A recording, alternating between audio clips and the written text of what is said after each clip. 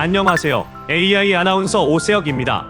오늘은 세계 화장품 시장 규모 2위의 중국 화장품 시장에 대한 규정 업데이트 비 인허가 전략에 대해 살펴보겠습니다.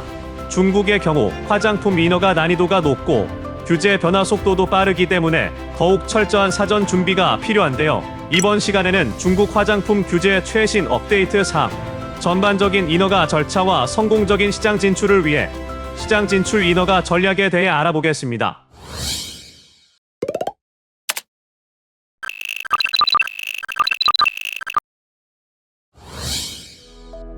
먼저 기존에는 화장품으로 규제 적용을 받던 치약 제품들이 지난해 12월 1일부터 별도의 규정으로 관리되기 시작했습니다.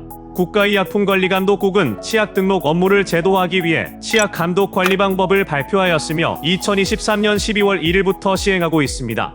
유연한 규제 적용을 위해 다음과 같이 유예기간을 두고 있으니 치약 제품 수출 시에 참고하여 등록 서류를 준비하시는 것이 좋을 것 같습니다. 한 가지 주의하셔야 할 점이 있습니다. 중국에서 치약이란 마찰에 의해 인간의 치아 표면에 적용되고 청결을 주요 목적으로 하는 페이스트 제품이라는 점입니다. 가루 형식이나 구강 세정제, 구강 연고 등은 치약으로 정의되지 않으며 별도의 타 규정 아래에서 관리되고 있으니 사전에 제품 분류 단계부터 면밀히 검토해야 합니다.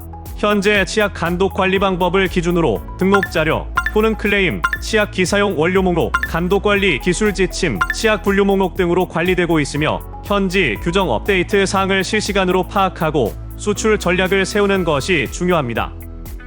두 번째, 원료 안전성 정보 제출에 관한 업데이트 소식입니다.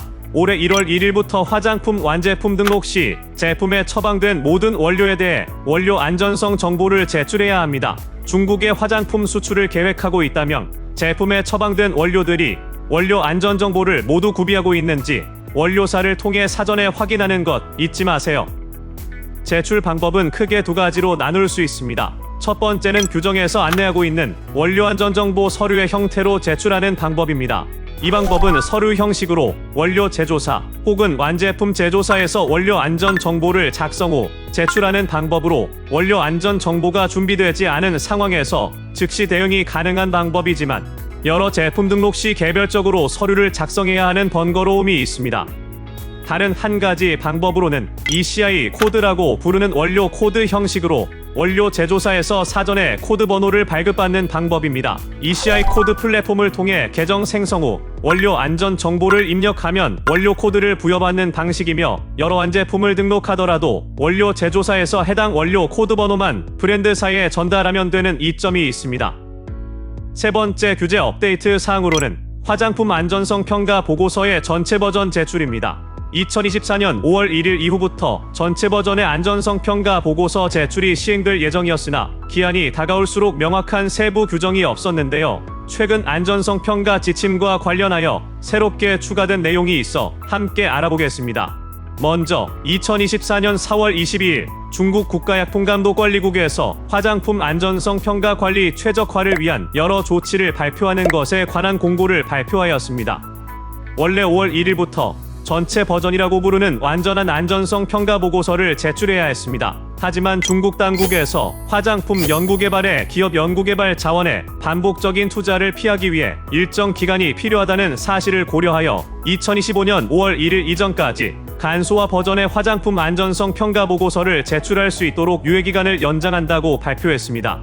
즉, 기업 관계자분들은 현재와 동일하게 간소화 버전의 안전성 보고서를 준비하시면서 추후 전체 버전의 안전성 평가 항목을 준비하시면 됩니다. 이와 함께 향후 정책 방향에 대해서도 공고하면서 안전성 평가 관리를 최적화하겠다는 계획을 함께 발표했습니다. 다음으로 2024년 4월 30일 중국 식품약품검정연구원은 화장품 안전성 평가를 위한 7가지 기술문서 최종안을 발표했습니다. 3월 29일부터 발표했던 초안을 최종 확정해 자세한 가이드를 제시했는데요. 첫 번째로 화장품 안전성 평가 자료 제출 지침입니다. 크게 두 가지로 볼 수 있는데요. 먼저 화장품을 총 3가지 유형으로 분류해 안전성 평가 보고서 제출 여부를 규정했습니다. 위험군에 따라 분류해 생물학적 활성이 높은 화장품은 안전성 평가 보고서를 반드시 제출해야 하고 나머지 유형은 제품에 따라 결론만 제출하고 보고서는 보관하는 것입니다. 또 화장품 위험물질 식별 및 평가 기술 지침을 통해 순, 납, 비소, 카드뮴, 메탄올 등 화장품에 포함될 수 있는 위험물질 목록과 각 물질별 사용 요건 및 검출 기준을 명시했습니다. 두 번째는 화장품 성분 데이터 사용 지침입니다. 화장품 안전성 평가 시에는 제품에 있는 모든 성분에 대해 독성학적 데이터를 바탕으로 안전성 평가를 진행해야 합니다. 이때 국제권익기구 등의 자료나 그 자료의 평가가 충분하지 않을 경우에는 직접 독성 시험을 한 후에 그 데이터를 활용하도록 규정되어 있죠. 이번에 업데이트된 내용은 국제권익기구 화장품 규제당국이 발표한 성분의 사용 정보, 3년간 안전하게 사용된 원료 사용 이력, 안전 식용 이력, 안정된 구조와 특성을 지닌 고분자 원료 등의 문헌 범위를 명확히 한 정책이라고 할 수 있겠습니다. 마지막으로 화장품 안전성 평가에 관한 기술 지침인데요. 안전성 시험, 방부력 시험, 포장재 적합성 시험에 대한 기술 지침을 발표하면서 용어 해석 및 시험 요구사항에 대해 기술하였습니다. 또 피부 감작성 시험법에 대한 적용 범위, 대체 시험법, 주의사항 등을 명시했죠. 이와 함께 안전성 평가와 관련된 여러 원료 목록들을 발표했는데요. 먼저 국제권익기구인 CIR, SCCS, BFR 등에서 발표한 안전성 데이터가 있는 원료 목록 3,572개를 발표하였습니다. 해당 원료 목록에 수록된 원료 기준으로는 중국에서 판매되는 화장품에 포함된 성분이면서 화장품 안전기술 규범에 포함되지 않은 성분으로 국제권익기구에서 발표한 안전성 데이터가 있는 성분들입니다. 또 화장품 원료 안전 사용 정보 목록도 발표했습니다. 총 2,250개로 유효기간 내에 있는 특수화장품에 이미 사용된 성분이며 화장품 안전기술 규범에 포함되지 않은 성분으로 국제권익기구 평가 보고서가 없는 성분들의 사용량을 제시하였습니다. 이 목록에는 식물 추출물 원료도 다수 포함되어 있는데요. 안전성 데이터를 찾기 쉽지 않은 추출물 특성상 이번에 발표된 원료 목록을 참고하면 안전성 평가 시 많은 도움이 될 것 같습니다.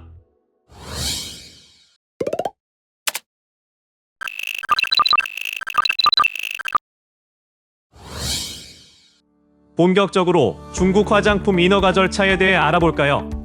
중국 화장품 인허가 절차는 크게 두 가지로 분류할 수 있을 것 같은데요. 한 가지는 화장품 원료 등록 절차이며 또 다른 한 가지는 완제품의 등록, 허가 절차가 되겠습니다. 먼저 화장품 원료 등록 절차입니다. 제품에 처방된 원료의 중국 화장품 기사용 원료 목록 등재 여부에 따라 원료 코드 등록 혹은 친원료 신고, 허가 절차로 프로세스가 구분될 수 있습니다. 원료 등록 절차가 문제없이 마무리되셨다면 완제품 등록 또는 허가 절차 진행이 가능합니다. 완제품 인허가 절차에서 중요한 부분은 중국 현지의 경내 책임자를 고유, 일반 또는 특수 화장품 분류, 원료 안전정보 구비, 원료를 안전성 평가 시 필요 데이터 구비 등이 있는데요. 이 부분들이 사전에 준비되시는 상황에 따라 인허가 기간의 차이가 클 수 있기 때문에 미리 확인해야 합니다.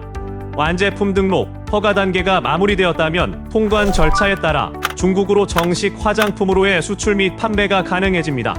앞서 말씀드렸던 인허가 절차에 대해 원료, 완제품별로 조금 더 세부적으로 알아보겠습니다. 먼저 중국 화장품 인허가 절차로는 화장품 원료 등록이 선행되어야 한다고 말씀드렸는데요. 원료는 크게 기사용 원료 ECI와 신원료 NCI로 분류할 수 있습니다.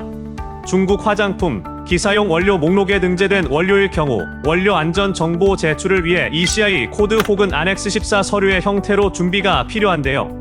안엑스 14 서류의 경우 원료 정보를 작성 후 서류에 도장 날인 후 사용이 가능하며 ECI 코드 등록 절차로는 ECI 플랫폼 계정 생성, 원료 안전 정보 입력 및 제출, 원료 코드 발급의 절차로 진행할 수 있습니다. 반대로 중국 화장품 기사용 원료 목록에 등재되지 않은 원료일 경우 신원료로 신고 또는 허가 진행이 필요합니다. 원료 기능에 따라 고, 중, 저위험군 원료로 분류 후 신고 또는 허가 심사를 거쳐야 하고 이후 3년간 특정 제품에 사용하였을 때 부작용 발생 사례가 없을 경우 기사용 원료 목록에 정식 등재되며 모든 기업들이 해당 원료를 사용할 수 있게 됩니다. 완제품 등록 허가의 경우 원료 플랫폼과 별도로 완제품 플랫폼에서 계정 생성 후 제품 등록 정보를 작성 및 서류 업로드를 하게 됩니다. 이 과정에서 제품 기본 검측 시험 및 효능이 동반된다면 효능 시험을 진행하며 완료된 후 안전성 평가 보고서 업로드와 함께 서류를 제출해야 합니다. 일반 화장품의 경우 기본 심사를 거친 후 등록이 완료되며 특수 화장품은 기본 심사 및 기술 심사를 거친 후 이상이 없을 경우 허가가 완료되는 프로세스입니다.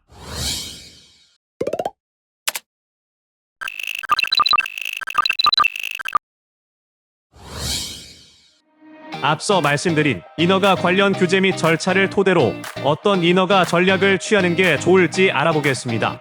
우선 중국 시장을 타깃으로 한 신규 제품을 개발하신다면 중국 현지 특색을 반영한 제품 효능 및 패키징 디자인이 좋습니다. 거차오 문화와 같은 중국 자국 문화 특색을 반영한 제품과 제품 효능으로 미백, 주름 개선 등의 현지 소비자 니즈를 반영하고 차별화된 성분을 이용하여 제품을 개발한다면 한층 더 성공적인 중국 수출이 가능합니다. 두 번째로는 전 성분과 라벨을 미리 검토해 주셔야 합니다. 수출 계획 제품이 중국 규정에 맞는 성분들을 사용하고 있는지, 패키징에 표기된 문구가 화장품 라벨 규정을 준수하는지 등에 대해 사전에 파악하고 수정이 필요한 사항에 대해 미리 협의할 수 있는 시간을 만들어서 인허가 소요 기간을 단축시키는 것이 좋습니다. 또한 제품에 표기된 효능 클레임은 효능 자료를 모두 제출해야 하므로 효능 자료 구비 및 삭제할 클레임들에 대해서도 미리 확인하세요. 세 번째로는 최신 규제 업데이트에서도 다루었던 완제품 안전성 평가 부분입니다. 전체 버전으로 안전성 평가 보고서를 준비할 때 필요한 방부력, 안전성, 포장재 적합성 시험 자료를 사전에 준비하고 사용된 원료들에 대한 안전성 자료를 기업 자체 연구소 혹은 제조사, 전문 안전성 평가 기관을 통해 구비해 주세요. 안전성 자료가 없는 경우 독성 시험을 진행해야 할 상황이 발생할 수 있으며 해당 시험 기간 또한 인허가 소요 기간이 길어지는 요인이 될 수 있기 때문에 면밀히 검토하는 것이 좋습니다. 마지막으로 전문성을 갖춘 중국 경내 책임자 선정입니다. 최근 몇 년간 중국 화장품 규제의 변화 속도가 지속적으로 빨라지고 있으며 규제 수준도 높아지고 있는 상황을 감안하여 전문성을 갖춘 중국 경내 책임자 선정의 중요성이 높아지고 있습니다. 제품 인허가 및 판매 시 중국 당국으로부터 요구받을 수 있는 복잡한 서류들에 대해 즉각적으로 대응할 수 있고 사전에 리스크를 방지할 수 있는 전문적인 경내 책임자를 선정하는 게 중요하다는 것 잊지 마세요.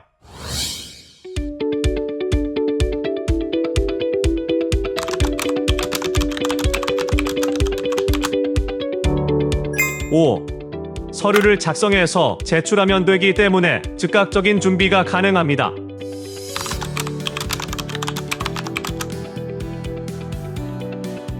X. 한 번 등록해두면 같은 원료를 사용하는 제품들의 원료 코드만 전달하면 됩니다.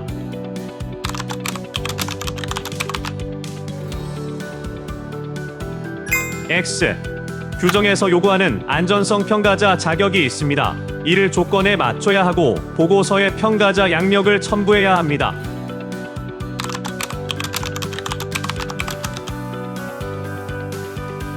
5. 저자극 보습 등의 중저위험군 효능의 경우 해외 시험 자료도 허용됩니다. 하지만 자외선 차단, 미백 등의 고위험군 효능은 반드시 중국 현지 시험소에서 시험을 진행해야 합니다. 지금까지 최신 업데이트된 중국 인허가 규정과 전략 수립에 대한 내용을 다뤄봤습니다. 감사합니다.